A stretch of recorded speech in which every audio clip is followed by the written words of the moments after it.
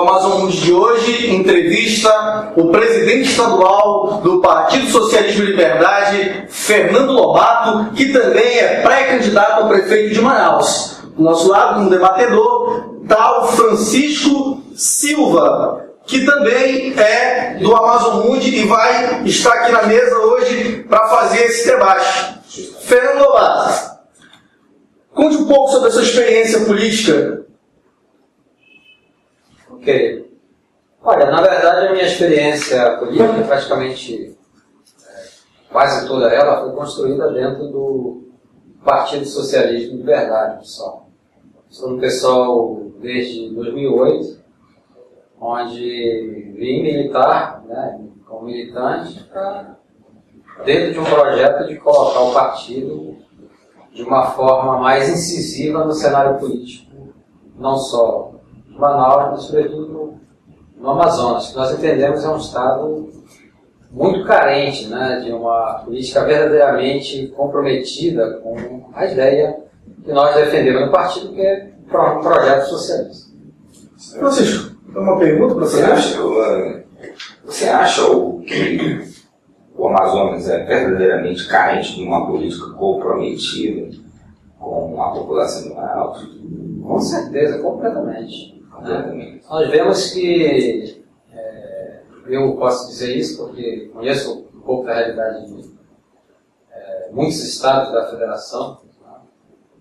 Fui militar por 30 anos, né, servi a aeronáutica, então teve a oportunidade de conhecer um pouco da realidade praticamente no Brasil inteiro.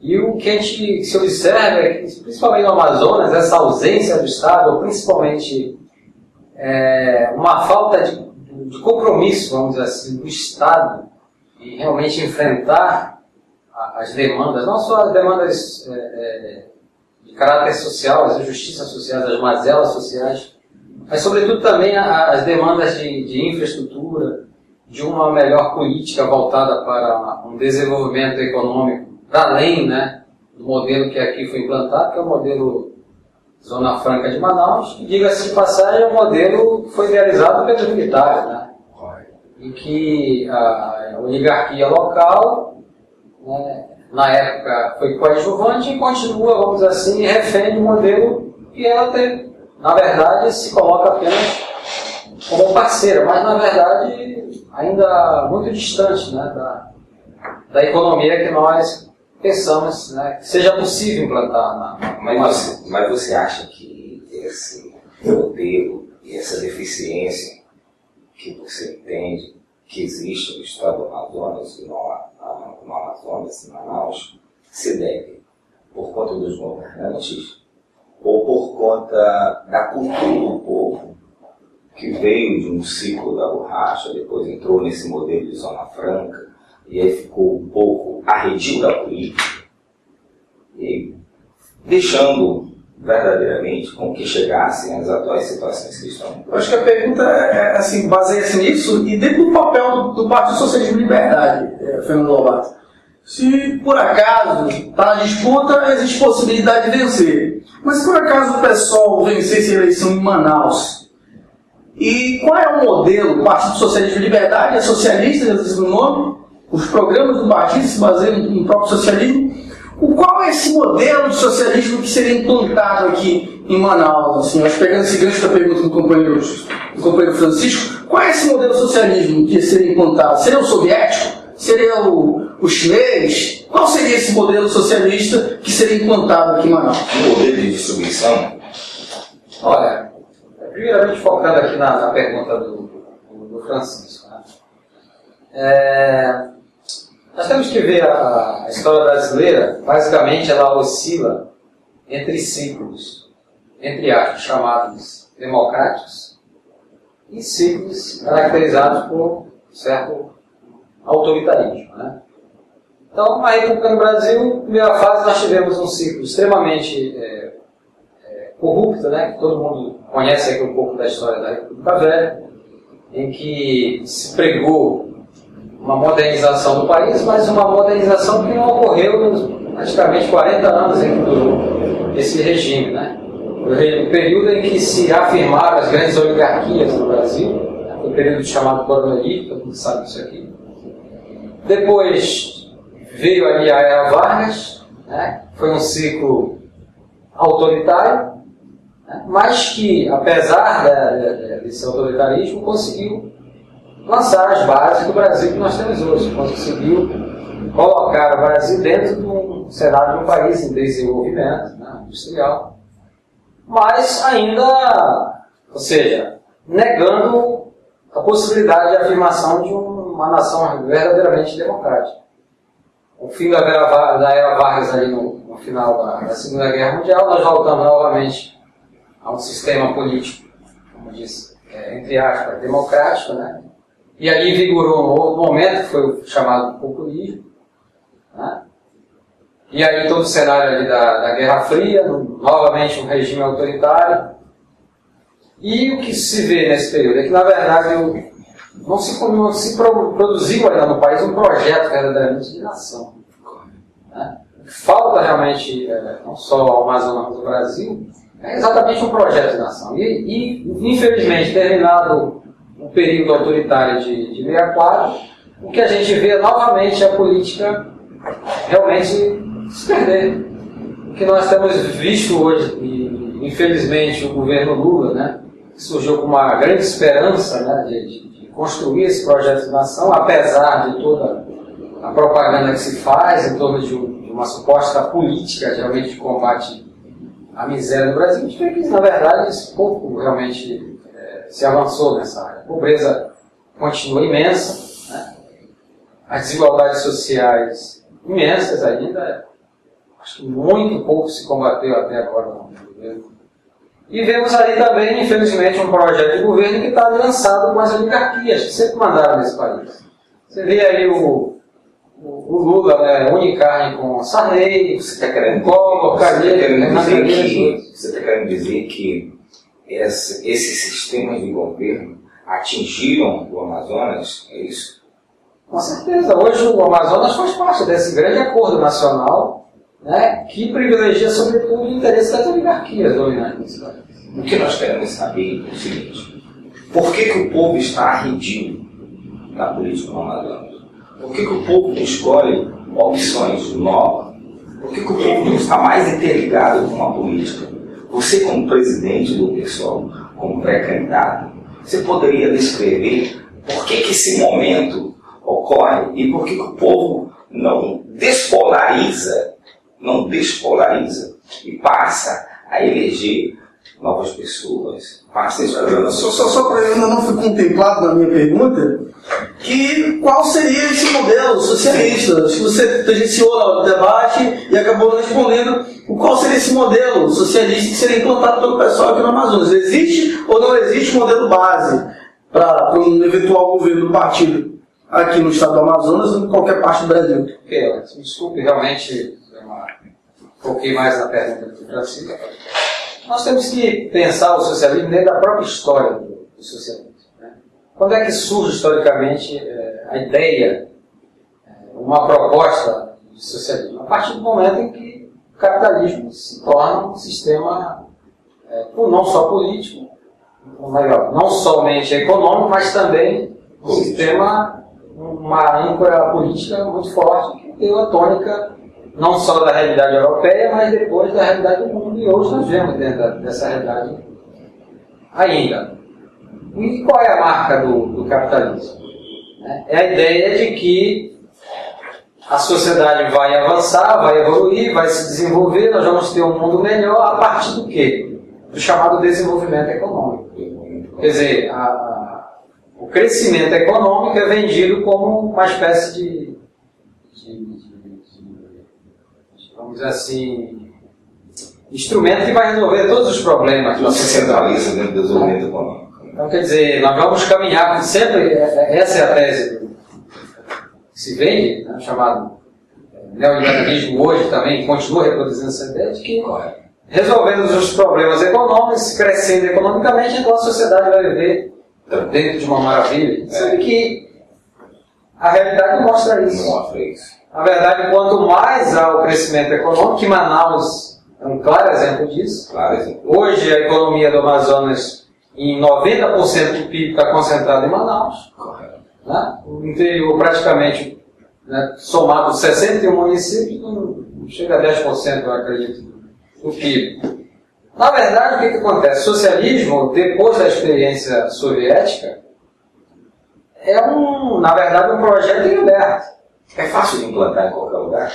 Não, porque o que eu penso a ideia socialista hoje? É que, veja bem, dentro do sistema capitalista, o que a gente observa é que o Estado, enquanto agente, né, que foi esse o grande ideal, porque, veja bem, o Estado moderno, qual é a âncora dele?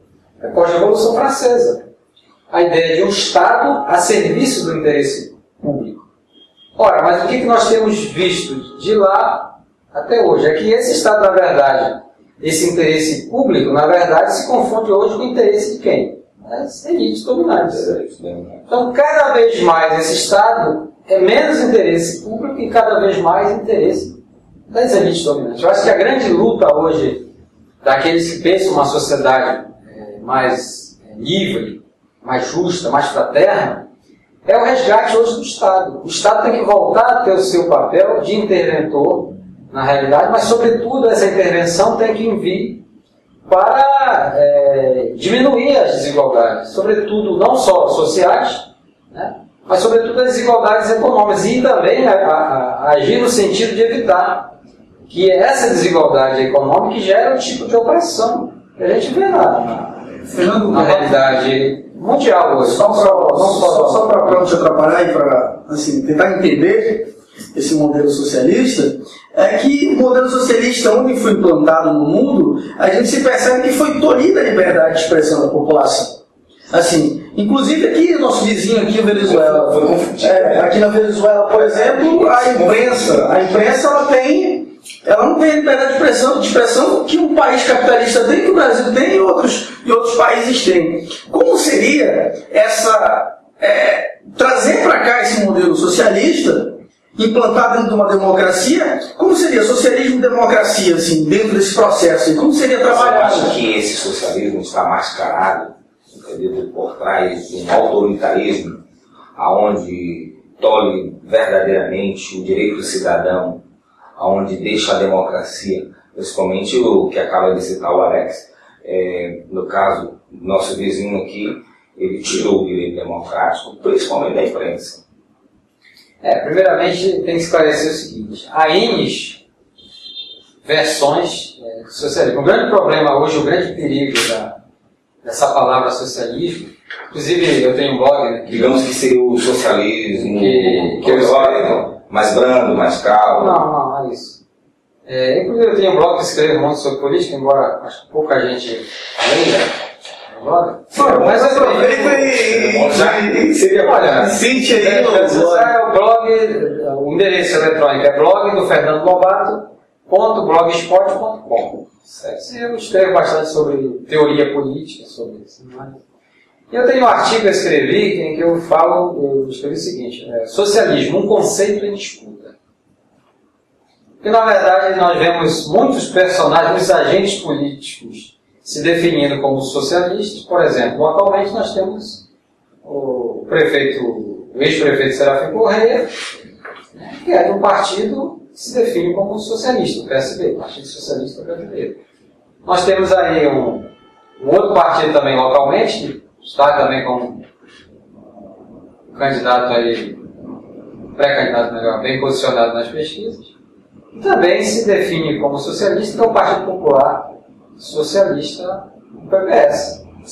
Né? Então, cada um deles tem uma percepção dessa ideia de que socialista. Como nós temos, por exemplo, um partido que sistematicamente, quando leva as suas propagandas à TV, se define como o partido do socialismo, que é o PCdoB.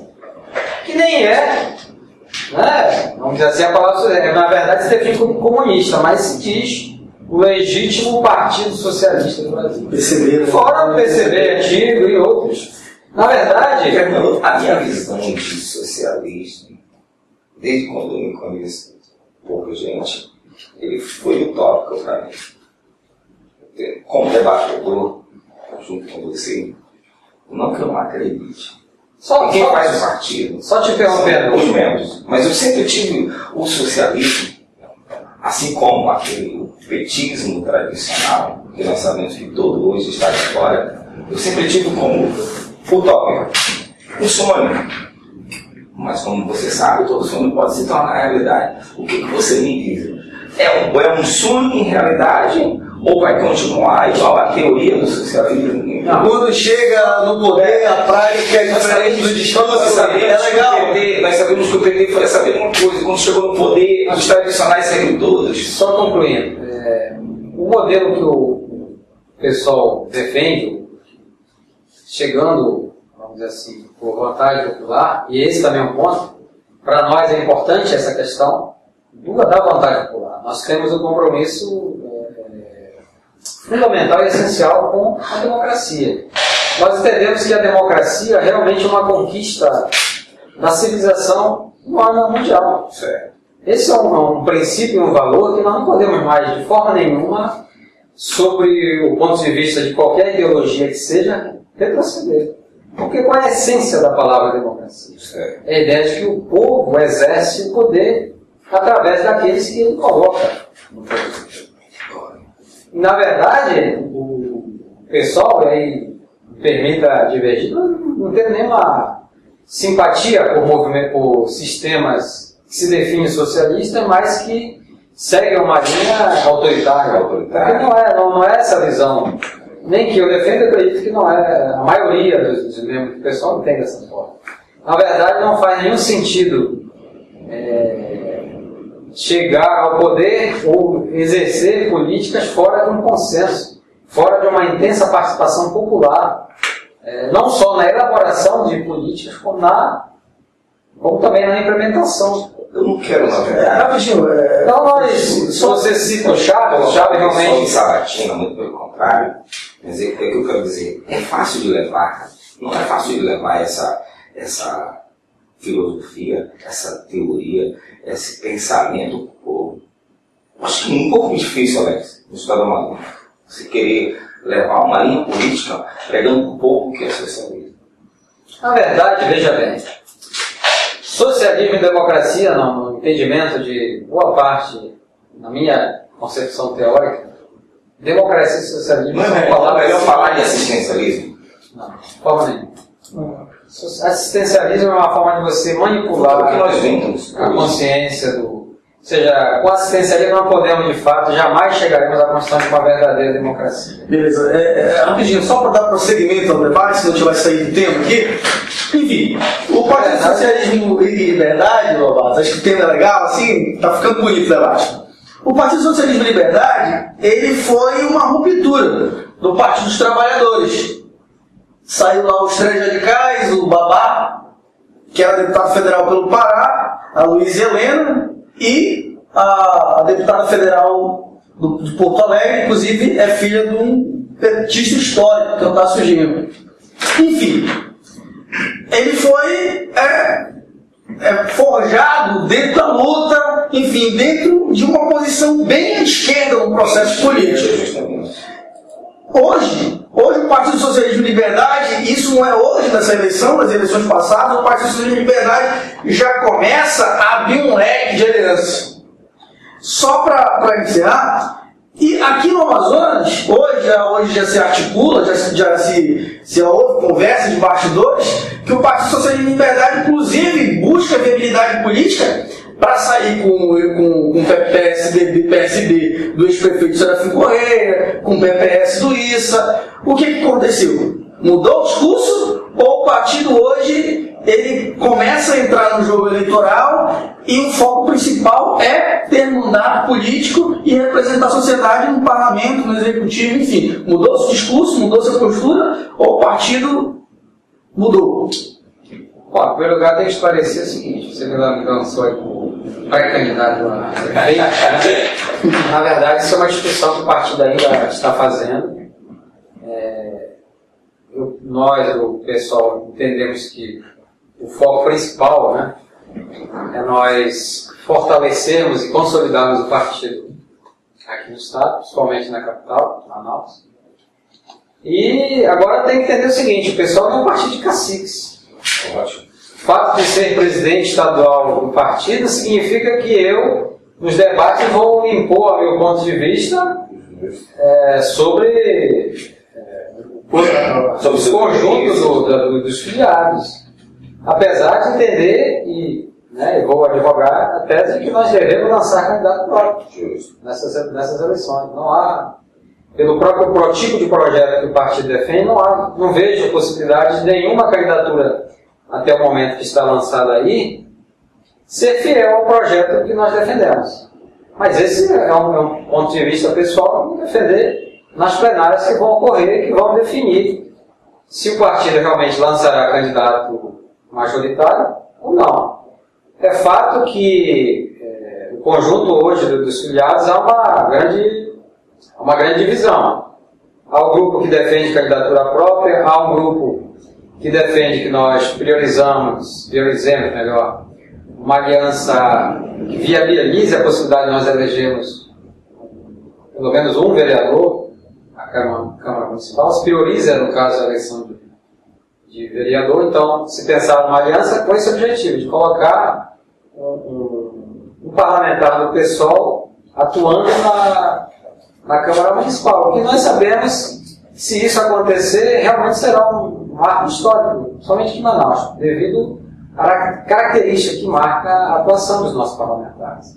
Já visto que o PSOL hoje tem 3 deputados federais e praticamente todo ano temos há 2 anos seguidos, nós temos o melhor deputado federal do país, eleito pelos jornalistas, que é o Chico Alencar.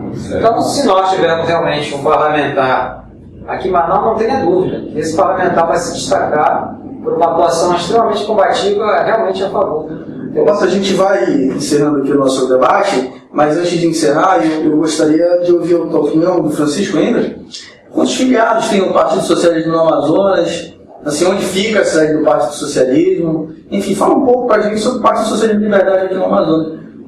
Olha, eu quero dizer também que estou como presidente estadual há alguns meses apenas. Nós tivemos o nosso congresso no final do ano passado e, na verdade, meu mandato está bem no início. Né? Primeira 2 anos. 2 anos. Então, primeiro, eu acho que a missão nossa, enquanto líder aqui, é estruturar o partido. Essa é a minha grande preocupação. Em termos de filiados, acredito que nós devemos ter hoje em torno de 1.000 filiados. Só uma dúvida para contemplar, o Partido Socialismo elegeu um vice-prefeito em Manacapuru. Esse vice-prefeito continua no partido ainda? Como é que está? O partido tem uma relação política com a prefeitura de Manacapuru?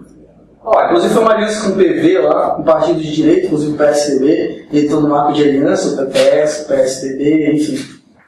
Como é que está lá a situação do partido em Manacapuru? Eu não posso falar por isso que na época não era o presidente estadual do partido, né? Era uma administração anterior, que inclusive desenvolveu uma política de abertura de diretórios no interior, que claramente foi criticado, inclusive, por mim, depois que entrei no partido, a partir de 2008. Porque nós entendemos que não dá para sair abrindo diretório político aí com qualquer pessoa. O pessoal se caracteriza por ser um partido que tem realmente um projeto, é um partido ideológico, um partido de militantes. O partido tem clareza naquilo onde quer chegar e da forma como quer chegar. Para nós não interessa o poder pelo poder, interessa o poder para realmente encaminhar as transformações que a sociedade quer, né? E vai propor de forma democrática. Nós não colocamos como o dono do poder. Né? Na verdade, se hoje o pessoal quisesse exercer o poder pelo poder, você citou no caso os fundadores aí, Luiz Helena, por exemplo, se quisesse hoje, com certeza, talvez fosse até a atual presidente da República Brasileira. Né? Mas resolveu enfrentar, né, sua figura política maior, perdeu a eleição por conta dessa participação decisiva do ex-presidente, né, que fez campanha abertamente contra ela lá em Alagoas, a favor de Renan Calheiros. Então, mas o partido se mantém essa coerência. Quer dizer, no momento em que chegou ao poder, ele não teve dúvidas em criticar esse poder no momento em que ele se começou a se desencaminhar daquele projeto original, que era o projeto do PT definiu. Inclusive, Alex, eu gostaria até de endossar as palavras aí do Fernando com relação ao pessoal. Fiz algumas perguntas e debati com o Fernando, mas a minha maior tese é defender o pessoal, porque na verdade eu conheço a história do pessoal um pouco. Basta dizer que tem um lá, Luiz Helena, não compactou de nenhuma forma, entendido, com o poder, com o caminho com que seguia, entendido, o poder. Se desvinculou, veio com um partido, entendido. Nós sabemos a índole, entendido, dos candidatos, dos dirigentes, entendido, do pessoal. E assim, quando eu pergunto de socialismo, é porque, na verdade, eu gostaria que o pessoal verdadeiramente, por essa índole, por esse caráter, essa responsabilidade que ele tem, que faça, que implante ou que pregue um socialismo que esteja em conta, entendeu, com a realidade do povo. Acho que aquele socialismo que nós vimos há 20 anos atrás, que ainda continua na cabeça de algumas pessoas, ele foi largando porque o povo foi se evoluindo. O povo foi se evoluindo. Então, hoje, eu quero dizer, o pessoal tem tudo para fazer um socialismo que vem de encontro com o povo do Amazonas. Está na mão dele. Então, assim, eu acredito que cabe a você, dirigente, os candidatos, para fazer um trabalho bonito, porque a possibilidade, a chance, entendeu? Vocês estão falando na mão. Na verdade, política, inclusive escrevi isso no meu blog frequentemente, é um tema ainda pouco compreendido por grande parte da população. Até mesmo os segmentos que têm uma certa escolaridade, pessoas, eu vejo às vezes dialogando, sou professor, né, sou historiador, e às vezes vocês dialogando com professores, pessoas que têm a responsabilidade de formar as pessoas, com uma concepção bastante equivocada, que seja a política e a importância dela, a construção do cotidiano. É um grande desafio, mas esse também é um compromisso de quem se define e luta por uma sociedade mais justa, que é, vamos dizer assim, a essência da pregação socialista. Nós fazemos também esse esclarecimento, né? Já que os partidos tradicionais não fazem, muitas vezes as instituições educacionais que deveriam também fazer esse trabalho de educação política não fazem, né? Inclusive esse é um dos projetos da minha gestão à frente do partido. Nós trabalhamos, se não semanalmente, pelo menos uma vez no mês, estamos promovendo curso de formação para pessoas comuns, entender como é que é a dinâmica do Estado, o que faz um vereador, o que faz um deputado, local, entender como é que se constrói um orçamento, né, como é que é a estrutura tributária do país.